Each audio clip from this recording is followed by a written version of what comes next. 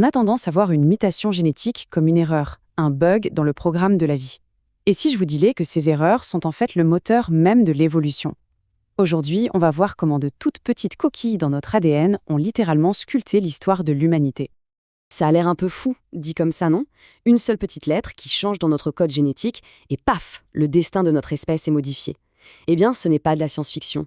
C'est exactement comme ça que ça marche, c'est le lien incroyable entre l'infiniment petit et la grande fresque de notre passé. Allez, plongeons dans le vif du sujet. Pour comprendre comment une erreur peut être qualifiée de parfaite, il faut d'abord savoir de quoi on parle exactement. Et pour ça, on va commencer à la plus petite échelle possible, au cœur de nos cellules. Il faut s'imaginer un peu la scène. À chaque fois qu'une de vos cellules se divise, elle doit recopier un livre entier. Un livre de 3,2 milliards de lettres. C'est un travail colossal. Et la machine est d'une fiabilité hallucinante. Mais bon, à cette échelle, même une précision quasi parfaite laisse passer quelques erreurs. C'est tout simplement inévitable. Et voilà ce qu'est une mutation. C'est ça, une altération permanente de cette séquence d'ADN. L'analogie de la coquille dans un texte, elle est parfaite. C'est une faute de frappe dans le grand manuel d'instructions qui nous fabrique. La plupart du temps, bon, ça passe inaperçu, c'est une petite virgule mal placée. Mais parfois, ça change tout le sens de la phrase. En gros, ces coquilles existent sous 3 formes. La substitution, c'est simple, une lettre est échangée contre une autre. La délétion, pouf, une lettre disparaît. Et enfin, l'addition, où une nouvelle lettre s'incruste. Chacune de ces erreurs, aussi petite soit-elle, a le potentiel de réécrire complètement une instruction génétique. Bon, maintenant qu'on sait ce qu'est une mutation, la question logique, c'est d'où est-ce qu'elles viennent? Qu'est-ce qui provoque ces fameuses coquilles dans notre code génétique? On peut en fait les classer en 2 grandes familles. D'un côté, il y a les erreurs spontanées. C'est le hasard pur, des petits bugs qui arrivent pendant la copie de l'ADN. Et de l'autre, il y a les facteurs environnementaux, qu'on appelle des agents mutagènes. Eux, ils viennent de l'extérieur pour agresser notre ADN et y causer des erreurs. Et alors, quel est l'agent mutagène le plus commun dans notre quotidien? C'est quelque chose qu'on connaît tous très très bien, les rayons UV du soleil. C'est l'exemple parfait qui montre comment notre environnement interagit directement avec notre génome. Alors, comment ça marche concrètement? Imaginez la double hélice d'ADN comme une fermeture éclair.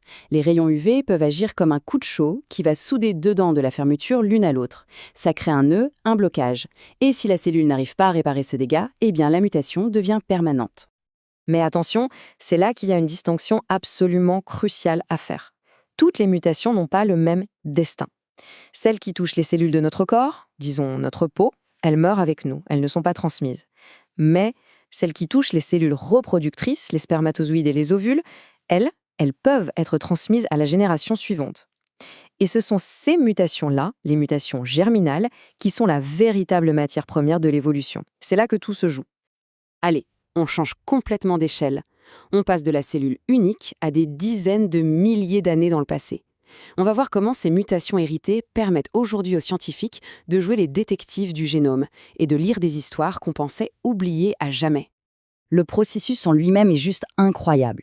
Les scientifiques partent de fossiles, ils arrivent à en extraire des tout petits fragments d'ADN, souvent très abîmés par le temps. Ensuite, ils photocopient ces fragments des millions de fois pour en avoir assez, et enfin, ils les séquencent. L'étape finale, c'est comme un puzzle géant sur ordinateur pour assembler tous ces bouts et reconstituer le code génétique d'un être qui a vécu il y a des millénaires. Et à quoi ça sert tout ça?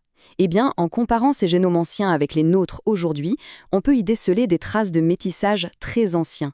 On découvre que nos ancêtres Homo sapiens ont eu des enfants avec d'autres groupes humains, comme les Néandertaliens ou encore les Dénisoviens. Et on a un exemple absolument stupéfiant. Un groupe humain ancien, les Dénisoviens, possédait une variante d'un gène, EPS1, qui est une super adaptation à la vie en haute altitude.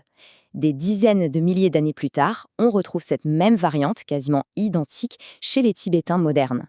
La conclusion est limpide, c'est un héritage direct.